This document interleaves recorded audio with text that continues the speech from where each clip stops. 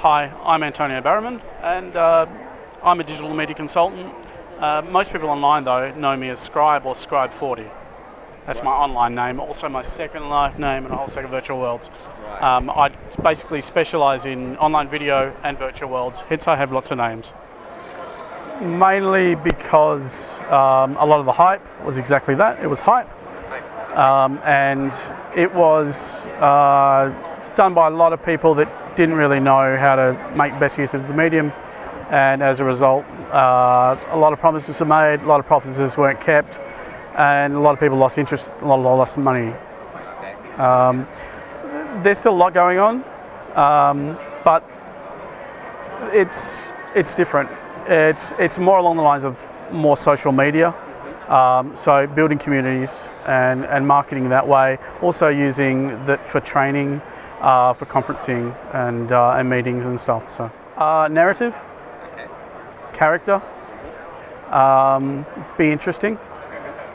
I need another two.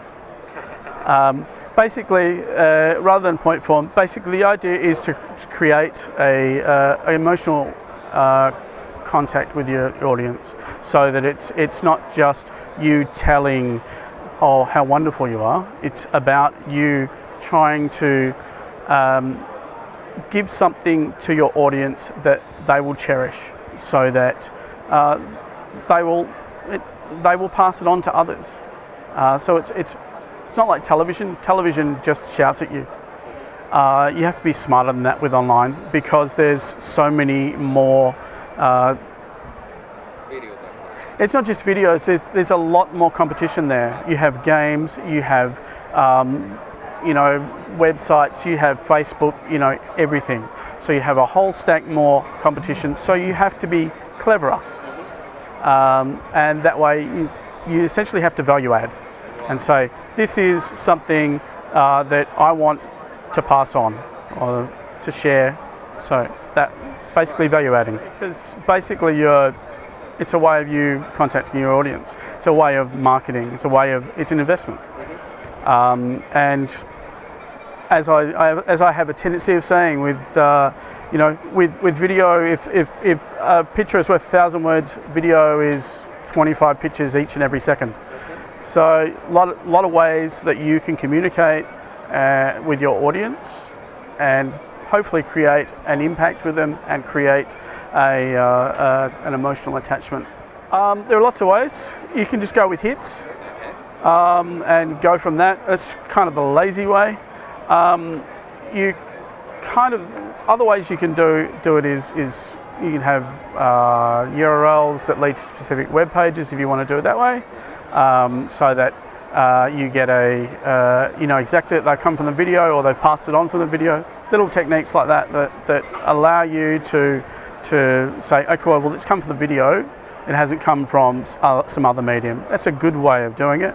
And then you get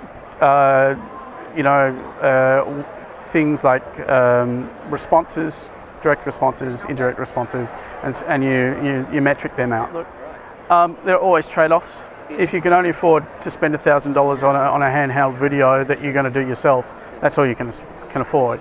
If you can afford to spend $200,000 making a video, then that's what you should do.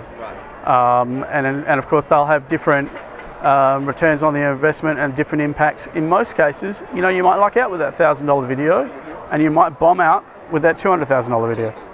It's a technique. You can use it. It's all a matter of storytelling. It's all a matter of using whatever technique's the best way to achieve your aims. I mean, in some cases that may be quite valid.